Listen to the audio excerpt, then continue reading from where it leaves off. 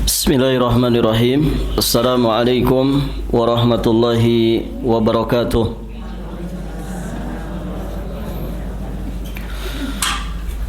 Innal hamdalillah nahmaduhu ta'ala wa nasta'inuhu wa nastaghfiruh wa nastahdihi wa natubu ilayh wa na'udzu billahi min shururi anfusina wa sayyiati a'malina.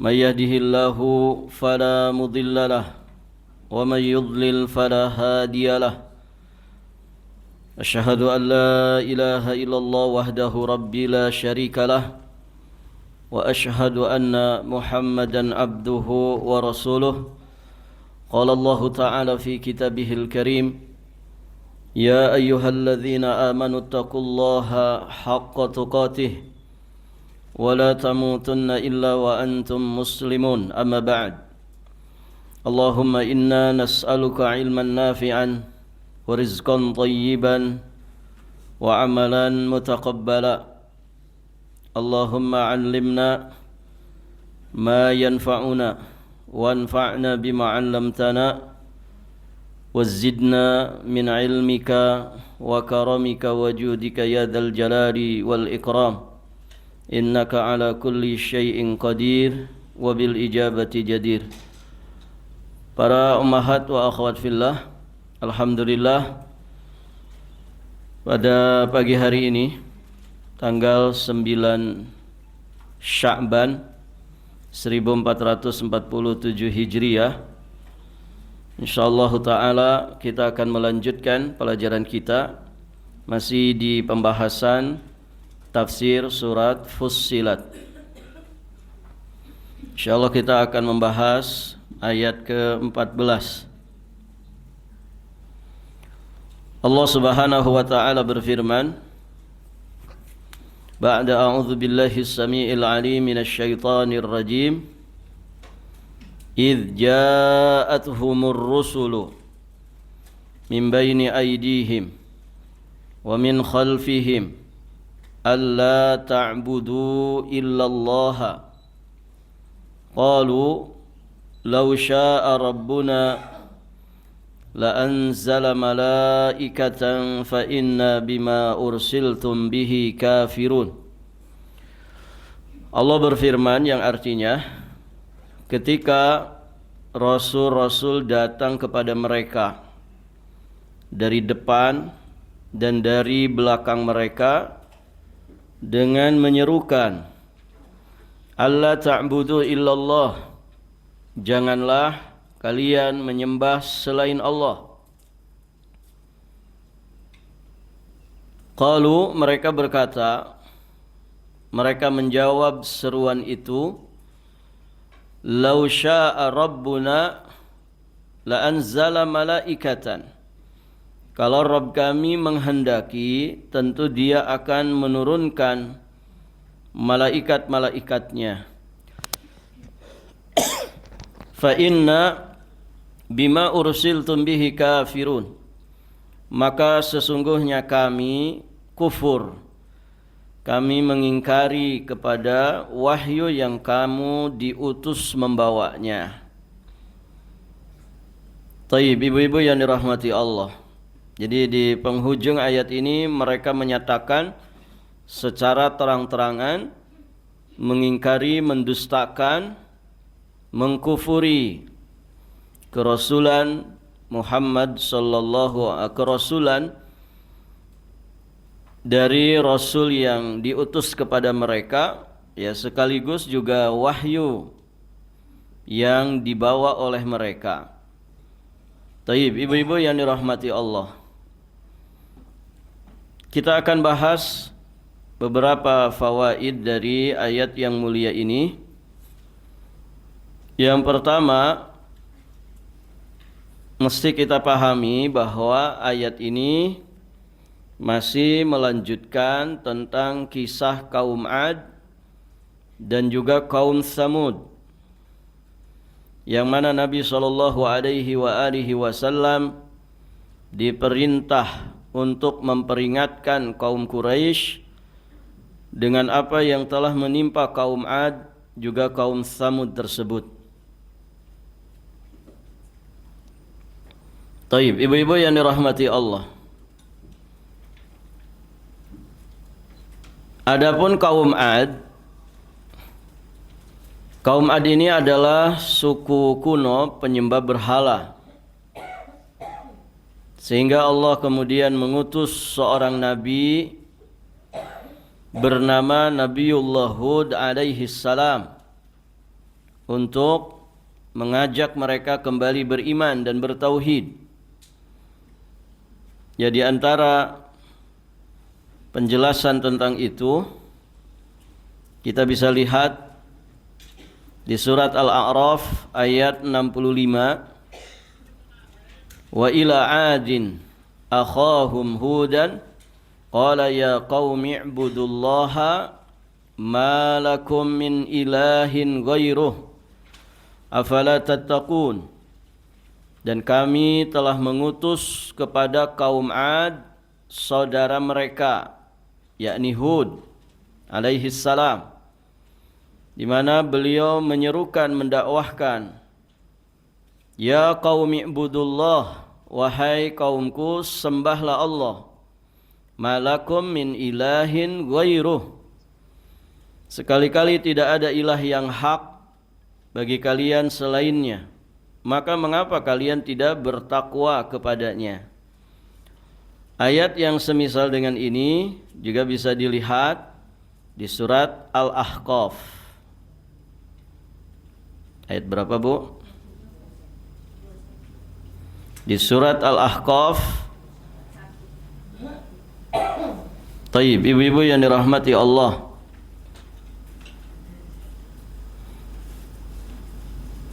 Di surat Al-Ahqaf ayat 21. Surat Al-Ahqaf pernah kita bahas ya.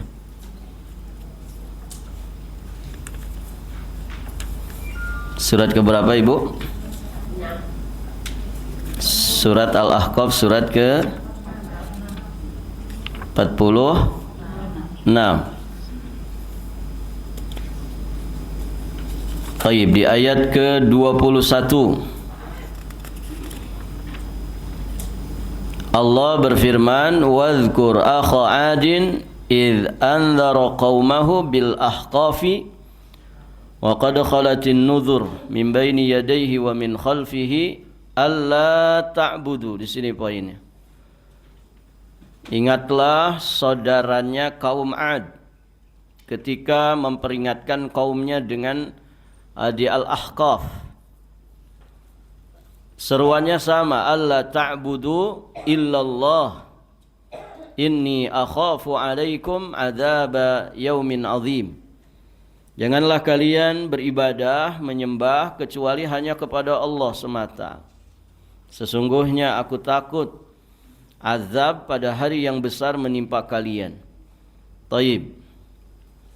Nah, itulah Nabi dan Rasul yang diutus Allah kepada kaum Ad, yakni Nabiullah Hud alaihi salam, di mana dakwahnya sebagaimana nabi-nabi sebelumnya, juga nabi dan rasul setelahnya, sama-sama mendakwahkan tauhid.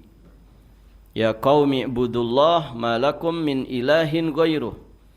Di surat Al-Ahqaf tadi, alla ta'budu illallah inni akhafu alaikum adzaba yaumin azim. Taib.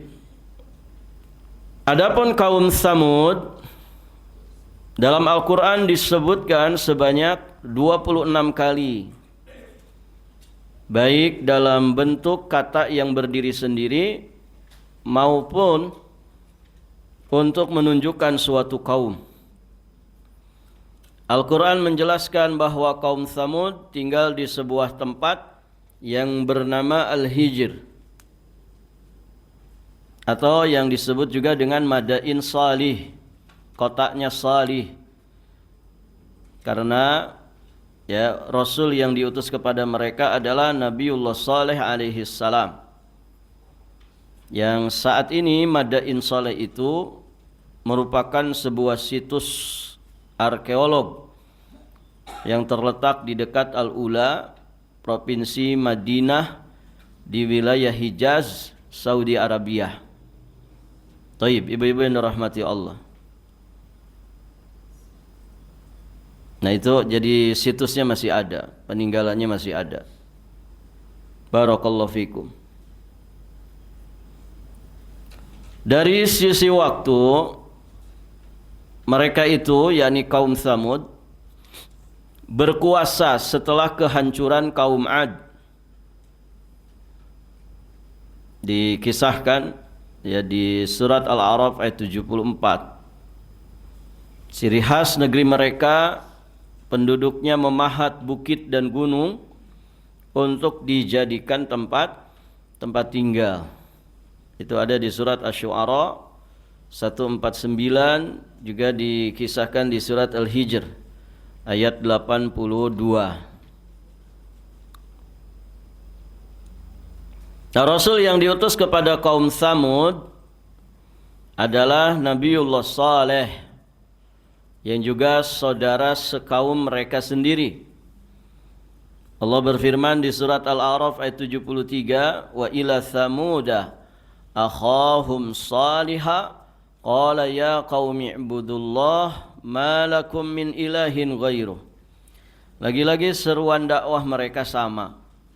Jadi kata Allah, dan kami telah mengutus kepada kaum Tsamud saudara mereka, yakni Saleh, di mana beliau mendakwahkan, menyerukan, wahai kaumku, sembahlah Allah, sekali-kali tidak ada ilah yang hak bagimu selainnya.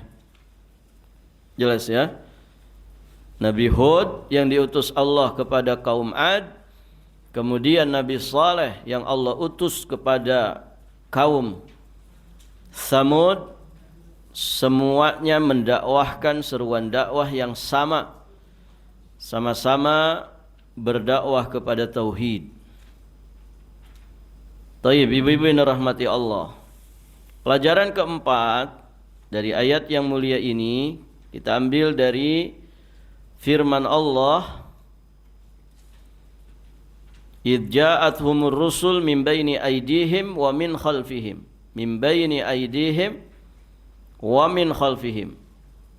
Jadi para rasul itu datang kepada mereka untuk apa? Untuk berdakwah dari depan dan dari belakang mereka dengan menyerukan seruan yang sama. Nanti di faidah kelima, yakni seruan tauhid. Nah, ini menunjukkan bahwa para rasul sangat semangat dan konsisten, istiqamah, terus menerus dalam mendakwahkan tauhid kepada umat.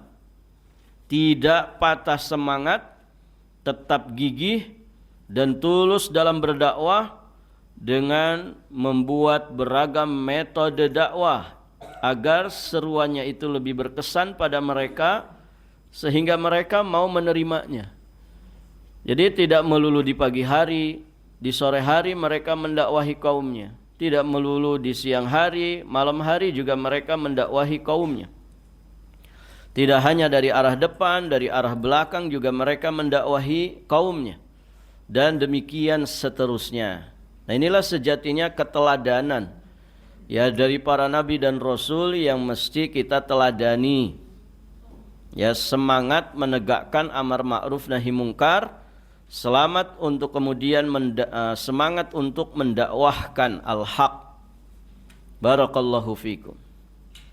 Dan ini sejatinya tugas mulia, amalan yang sangat-sangat mulia, berdakwah.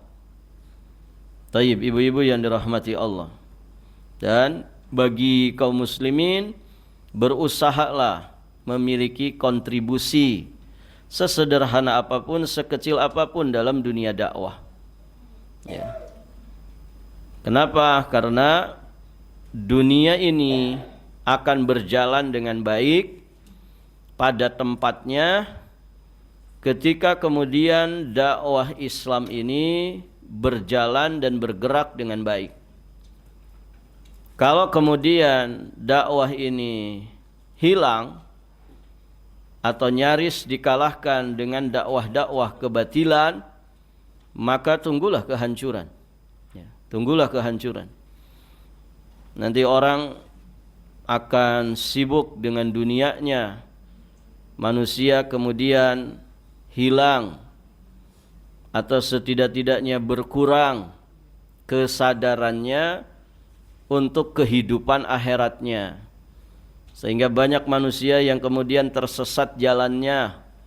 Mereka bergelimang dengan yang namanya organa dunia, terfitnah oleh syahwat, mereka juga terfitnah oleh syubhat, jalan hidupnya menyimpang jauh dari jalan Allah yang lurus. Mereka terombang-ambing di dunia ini dalam keadaan yang tidak karu-karuan, sehingga kemudian menyebabkan berbagai macam mafsadat, kerusakan ya di muka bumi ini. Nah, kalau nggak ada yang ngingetin dengan dakwah, mau kayak mana ibu? Kata orang Balikpapan, mau kayak mana? Ya kan? Begitu kan? Koyo opo iku, gitu. Kalau kata orang Jawa, ya, nggak ada orang mengingatkan, ya, supaya jangan zalim kepada manusia, jangan zalim kepada binatang, jangan zalim kepada hutan, jangan zalim ke laut, gitu ya. Apalagi menzalimi Allah Azza wa Jalla. Nah, ini kalau nggak ada yang mengingatkan, terus seperti apa, gitu ya? Manusia seenake dewe hidupnya, ya. Yang zalim semakin zalim, yang bodoh semakin bodoh, ya. Yang sedang berusaha istiqomah juga akhirnya mereka terbawa arus gelombang fitnah yang begitu dahsyat. Sudah hancur dunia ini, ya. Maka dakwah ini harus tegak. Dakwah ini harus disampaikan kepada umat. Maka kita berusaha punya kontribusi di dalamnya. Apapun peran kita di dalamnya, tapi ada kontribusi, ya. Mungkin dengan meramaikan yang namanya kegiatan-kegiatan dakwah, ya. Diramaikan, dimakmurkan, begitu ya. Kalau memang ngadain pengajian, ya komitmen dihadiri pengajian itu. Ini sekedar ngadain pengajian tapi tidak dihadiri. Nah, terus siapa yang ngaji, gitu? Masa ustadznya ngisi sendirian, gitu? Barakallahu fikum. Ya tuh dihadiri, kasihan, begitu kan? Barakallahu fikum. Kan ada orang, ustadz kita belajar yuk, belajar bahasa Arab, gitu ya. Nanti barhobe, ya.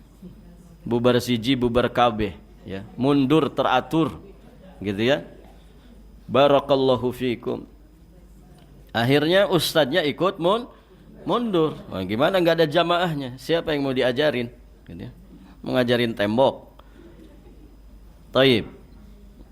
Nah, begitu ibu-ibu yang dirahmati Allah, berkontribusi. Ya.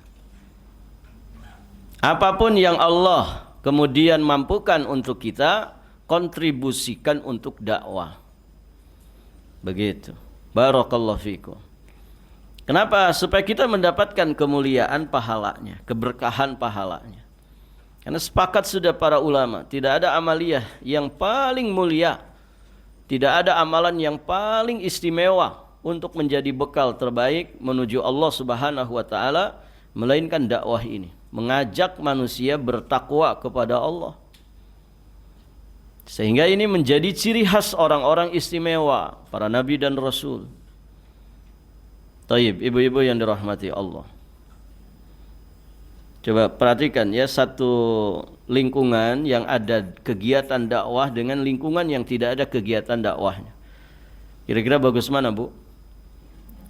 Pasti yang bagus itu yang semarak dakwah di dalamnya.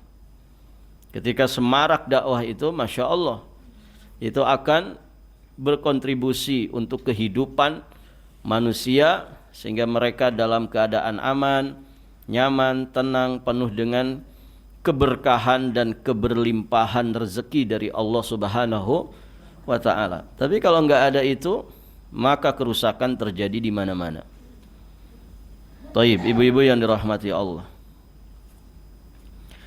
Di pelajaran berikutnya jelas ya, bahwa dakwah seluruh para nabi dan rasul semuanya sama. yaitu dakwatut tauhid. Dakwah tauhid. Banyak ayat tentang itu.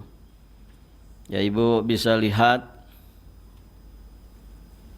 di surat Hud, di surat An-Nahl, di surat Hud beberapa ayat, kemudian di surat An-Nahl, di surat As-Saffat menjelaskan bagaimana dakwah para nabi dan rasul itu isinya sama, mengajak manusia beribadah kepada Allah semata, tidak menyekutukan Allah dengan sesuatu apapun.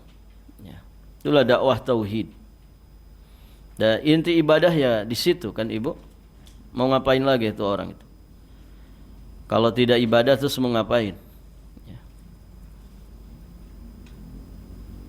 Hidup ini untuk ibadah. Wa ma khalaqtul jinna wal insa illa liya'budun. Tidaklah aku ciptakan jin dan manusia melainkan supaya mereka beribadah kepadaku. Jadi beribadah, kesibukan kita itu harusnya di situ. Berpindah dari satu ibadah kepada ibadah berikutnya. Lebih-lebih saat ini kita di bulan Sya'ban.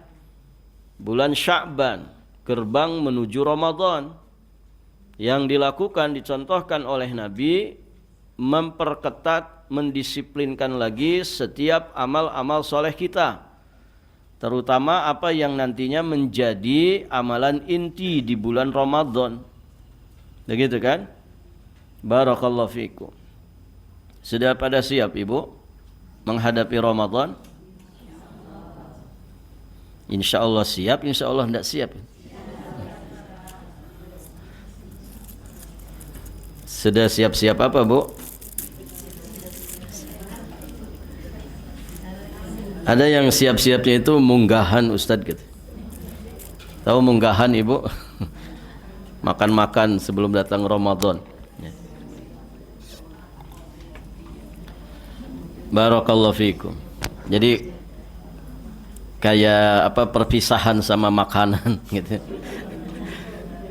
Itu di sebagian daerah begitu modelnya. Bukan itu persiapan ya. Ada yang persiapannya padusan, mandi bareng di mata air keramat atau di 7 sumur, macam-macam itu orang ya. Mandinya sama istri orang lagi gitu ya. Ngomongnya katanya bersih-bersih gitu ya. Supaya suci mau menyambut Ramadan. Gimana mau bersih gitu ya. Itu kotor malah gitu ya. Gimana mandi sama istri orang, mandi sama suami orang bareng di satu tempat, padusan ya. Bukan itu persiapan itu. Persiapan membersihkan diri itu taubat nasuha. Begitu kan? Ada juga yang nyadran ya. Coba nanti perhatikan Ibu, kalau ini sekarang sudah mulai kan, dekat-dekat Ramadan, coba lihat kalau lewat di kuburan, rame enggak Ibu? Rame gitu ya. Barakallahu fikum. Bukan tidak boleh ziarah. Ziarah kubur itu disunahkan, tapi menghususkan waktunya. Nah, ini yang butuh kepada dalil ya. Jadi persiapan itu dengan iman dan amal soleh, dengan ilmu. Ini malah dengan maksiat, malah dengan bid'ah. Bagaimana kemudian dia mau mendapatkan kesuksesan di bulan Ramadan? Wong muqaddimahnya saja maksiat. Muqaddimah Ramadannya penyimpangan terhadap sunnah. Terus mau berharap kesuksesan di bulan Ramadan? Nanti juga akhirannya maksiat lagi. Ya Ibu, banyak orang begitu kan, mengakhiri Ramadan itu dengan dosa dan maksiat. Naudzubillah. Tapi mereka enggak menganggap itu maksiat. Ini persiapan, ini bekal. Ya. Nanti maksiat di penghujung Ramadan, mereka berdalih ini tasyakuran. Ya. Aslinya maksiat. Dan banyak orang di malam takbiran sudah merasa merdeka, Ibu. Yes, tidak ada lagi taraweh gitu. Yes, tidak ada lagi tadarus. Begitu kan? Yes, tidak ada lagi puasa. Wih, merdeka banget nih orang. Di malam takbiran selepas Ramadan yang dimerdekakan, dilepas belenggunya siapa? Setan. Nah ini setan atau muslim ini? Malam takbiran sudah maksiat, gitu ya. Apa maksiat yang sering terjadi? Tabdzir. Tabdzir itu memboros-boroskan harta, memboros-boroskan waktu. Ya kan? Memboros-boroskan umur. Malam takbiran nyalain petasan, habis sekian ratus ribu, habis sekian juta hanya untuk main mercon, petasan. Dengan dalih, oh ini tasyakuran, ini euforia hari raya. Dari mana itu? Banyak orang bergadang, ya, merasa merdeka, merasa bebas, begadang dia. Makanya suka ada video viral itu ya. Orang sudah bubar sholat Idul Fitri, ada orang masih tidur di sajadahnya. Nah, itu orang-orang begadang. Ya. Barakallahu fikum. Bukankah Allah berfirman, innal mubadzirina kanu ikhwanas syayatin wa la tubadzir tabdzira. Janganlah kalian berlaku mubadzir. Innal mubadzirin, karena sesungguhnya para pelaku mubadzir itu ikhwanas syayatin, mereka itu adalah teman-temannya setan.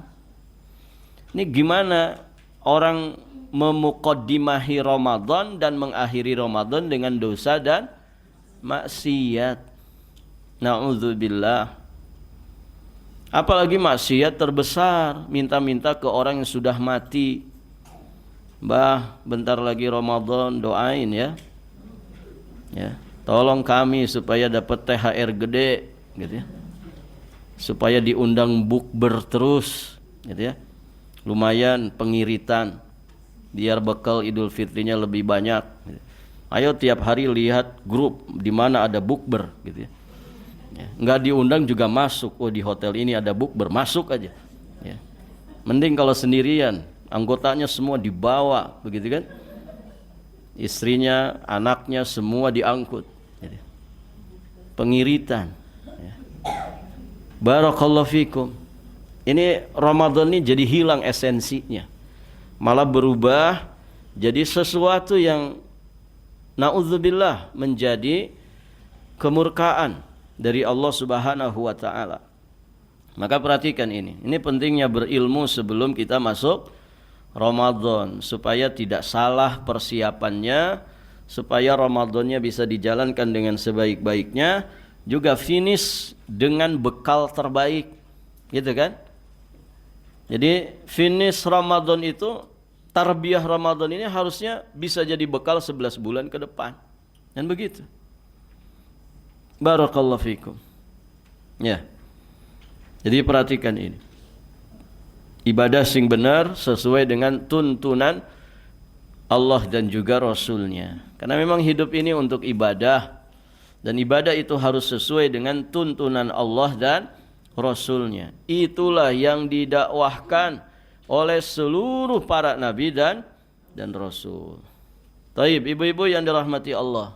Berikutnya, pelajaran yang keenam, mereka ini yakni kaum Ad dan kaum Samud sombong dan meremehkan Rasul yang merupakan manusia biasa versinya mereka, sehingga mereka ini menuntut malaikat sebagai Rasul, sebagai utusan. Dan begitu ya, olok-olokannya mereka ketika diseru supaya menyembah Allah semata, diajak mereka mentauhidkan Allah, beriman dengan benar. Apa kemudian komentar mereka? Lau sya'a rabbuna la anzala malaikatan. Kalau Allah Tuhan kami menghendaki, tentu yang akan diturunkan itu malaikatnya, bukan manusia model-model kalian. Kalau manusia model-model kalian berarti ya sama dengan kami. Ya, Anda manusia, kami juga manusia. Kami pengennya yang diutus ke kami itu ya malaikat. Begitu. Ini intinya pengingkaran saja. Ibu-ibu yang dirahmati Allah, Mereka intinya mendustakan, mengingkari, mengolok-olok, meremehkan. Kenapa? Karena kesombongan mereka. Ya, kesombongan mereka. Sehingga muncul lagi ungkapan, fa inna bima ursiltum bihi kafirun. Maka sesungguhnya kami ingkar kepada wahyu yang kamu diutus membawanya dan menyampaikannya. Taib. Jadi mereka terang-terangan dengan tegas menolak, mendustakan, mengingkari terhadap risalah yang dibawa oleh para rasul tersebut. Taib, ibu-ibu yang dirahmati Allah. Nah inilah ya dalihnya kaum Ad dan kaum Tsamud dikarenakan kesombongan mereka. Dan sejatinya ini merupakan syubhat dan dalih yang rapuh yang kemudian terus diwariskan secara turun-temurun di kalangan orang-orang yang mendustakan, karena tidak termasuk syarat dalam pengutusan Rasul itu harus seorang malaikat. Namun yang menjadi persyaratan kerasulan itu adalah sang Rasul tersebut mendatangkan bukti-bukti nyata, al-bayyinat. Berupa apa? Berupa wahyu dan mukjizat yang membuktikan kebenarannya. Dan repot ibu, kalau Rasul itu tidak sebangsa dengan kaum yang diutus kepada mereka Rasul. Mau kayak apa ibu? Ya. Misalnya ya, manusia kemudian ya mereka diutus rasulnya dari bangsa malaikat. Gimana komunikasinya? Cara mendakwahkannya seperti apa? Begitu kan? Barakallahu fikum. Kemudian misalnya manusia ya diutus kepadanya rasul tapi dari bangsa binatang. Ya. Bagaimana kemudian kita mengikuti Rasul dari bangsa binatang ini, padahal binatang secara darajat makhluk lebih rendah daripada manusia, kan begitu? Bagaimana kemudian bisa interaksi, bisa komunikasi, selanjutnya bisa mendakwahi? Kan komunikasinya harus jalan. Dakwah itu kan komunikasi, mengajak, memerintahkan, memberikan teladan, gitu kan? Barakallahu fiik. Ya, walaupun ada orang yang ngaku-ngaku mengerti bahasa binatang. Jadi, bahasa semut ngerti, bahasa bebek ngerti, bahasa ayam ngerti. Ya. Barakallahu fiikum. Ya, bahasa malaikat ngerti. Ini namanya ahlinya para ahli, gitu kan? Luar biasa, ya. Dan ternyata ketika dibahasakan gitu-gitu aja bahasan. Inna maqoli huwa maqoli, gitu ya. Ya. Barakallahu fikum. Ngawur, gitu ya. Tapi ada saja ya, ada saja yang mengikutinya, ada saja pendukungnya, bahkan ada saja pembelanya. Luar biasa ya. Syubhat itu makanya ngeri, gitu kan. Kadang kita bingung membedakan mana ini di antara dua orang ini, dua pihak ini yang bodoh, gitu kan. Karena dua-duanya ngawur, gitu. Barakallahu fikum. Bisa negosiasi sama malaikat Israfil segala, gitu. Bisa negosiasi sama malaikat maut. Allahu akbar. Ya. Ibu-ibu yang dirahmati Allah. Taib. Pelajaran berikutnya, pelajaran yang ketujuh, di antara sifatnya orang-orang kafir, mereka itu suka nantangin azab, nantangin Allah dan Rasulnya, juga nantangin ancaman, nantangin azab. Nauzubillah. Dan itu dari dulu sampai nanti kiamat. Karakter orang kafir itu ya modelnya begitu. Tidak ada takut-takutnya terhadap azab Allah. Sehingga mereka nantangin. Taib, ibu-ibu yang dirahmati Allah, saking sombongnya mereka, maka dibahasakan oleh para ulama jama'u bainal isaati wal amni. Mereka itu telah menggabungkan antara dosa dan merasa aman dari azab Allah. Mereka membangkang, mereka kufur, itu kan isaah, perbuatan yang buruk. Tapi kemudian mereka menganggap akan aman dari azab Allah. Padahal tidak akan ada orang yang aman dari azab Allah kecuali mereka yang mengikuti aturan Allah. Coba perhatikan ya, orang-orang kafir, mereka menganggap bahwa mereka enggak akan masuk neraka. Kalaupun masuk neraka katanya hanya beberapa hari saja. Ini kan nantangin, ngecek namanya. Ya. Wa qalu lan tamassana an-nar illa ayyaman ma'dudah. Di surat Al-Baqarah ayat 80-81. Dan mereka berkata, kami sekali-kali tidak akan disentuh oleh api neraka illa ayyaman ma'dudah, kecuali hanya beberapa hari saja. Ya. Iya, taruhlah kami nanti disiksa di neraka, tapi kan beberapa hari saja. Begitu ngolok-ngolok. Qul atakhadtum indallahi ahdan fala yukhlifallahu ahdah am taquluna 'alallahi ma la ta'lamun. Katakanlah, sudahkah kamu menerima janji dari Allah sehingga Allah tidak akan mengingkari janjinya? Ataukah kamu hanya mengatakan terhadap Allah apa yang kamu ketahui? Yang terakhir itu yang berlaku bagi mereka, yakni mereka hanya mengatakan tentang Allah apa yang tidak mereka ketahui. Kapan Allah menjanjikan mereka itu kalau disiksa hanya beberapa hari saja? Dan ibu taruhlah beberapa hari, nggak ada yang tahan dengan azab Allah. Wong satu hari di akhirat itu sama dengan 1000 tahun di dunia. Bayangin kalau taruhlah hitungannya hari, berarti misalkan 99 hari, ya 100 hari itu kan juga hari gitu ya. Bulan kan bisa dihitung hari, tahun juga bisa dihitung hari. Kalau 360 hari berarti satu tahun. Satu hari di akhirat itu bandingannya sama dengan 1000 tahun di dunia. Jadi 1 jam saja masuk neraka itu hitungannya berapa, Bu?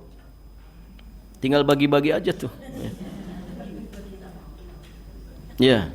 Jadi jangan nantangin azab. Berat azab itu. Ya. Di ayat yang lain surat Ali Imran ayat 24.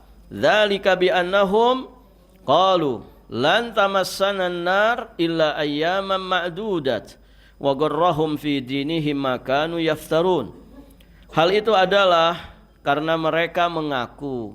Apa pengakuan mereka? Lan tamassana an-nar illa ayyaman ma'dudah. Kami ini tidak akan disentuh oleh api neraka kecuali beberapa hari yang dapat dihitung. Luar biasa sombongnya gitu ya.